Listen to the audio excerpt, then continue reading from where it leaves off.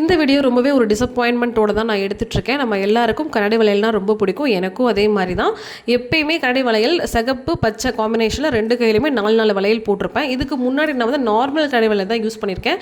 Maximum அது ஒரு dozen வந்து பார்த்திங்கன்னா ₹120 வரைக்கும் தான் இருக்கும். மேக்ஸிமம் ₹100 ₹90 ஏன் ₹45 ₹30 வரைக்கும் கூட 12 வளையல் ஒரு டசன் வந்து நமக்கு கிடைக்கும். ஸோ அந்த மாதிரி தான் நான் வாங்கி யூஸ் பண்ணிகிட்டு இருந்தேன்.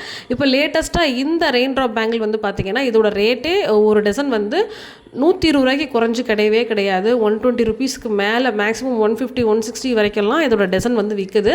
நானும் அதே மாதிரி தான் 130 140 எனக்கு தெரிஞ்சு இந்த 150 தான் நான் இந்த பேங்கிள் வந்து வாங்கினேன். அதுக்கு குறைஞ்சி நான் வாங்கலை. ஆனால் இது பாருங்களேன், அப்படியே நார்மல் பேங்கிள் இருக்குது பார்த்தீங்களா, ஒரு ₹30 ₹40 வளையல். அந்த வளையலில் இந்த மாதிரி மேலே மட்டும் வந்து ரெயின் ட்ராப் மாதிரி ஒட்டியிருக்காங்க. ஸோ நான் இதை வாங்கி யூஸ் பண்ணும்போது டக்குன்னு எனக்கு உடஞ்சி போன மாதிரி இருந்துச்சு. எப்போயுமே நான் ஒரு வளையல் செட்டு வாங்கினேன்னா நார்மலாகவே நல்லாவே கொஞ்சம் நாளைக்கு இருக்கும். டக்கு நான் வளையல் மாற்றவே மாட்டேன். ஆனால் லாஸ்ட்டு இந்த 2 செட்டு நான் வாங்கினதுலேருந்து வளையல் சீக்கிரமே உடஞ்சி போகுது. அப்போ தான் நோட் பண்ண ஆரம்பிக்கும் போது தான் தெரிஞ்சிச்சு ரொம்ப ஈஸியாகவே பிரேக் ஆகிடுது. அதே மாதிரி நான் செக் பண்ணி பார்க்கும்போது நிறைய வளையல் வந்து உடஞ்சிருக்கு. உடஞ்சதை அந்த க்ளூ போட்டு ஒட்டுவோம் பார்த்தீங்களா, அந்த மாதிரி ஒட்டியிருக்காங்க. சில வளையல் அப்படியே உடஞ்ச மணிக்கே இருக்குது.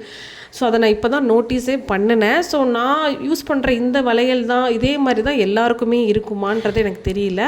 கமெண்ட்டில் கமெண்ட் பண்ணுங்கள்.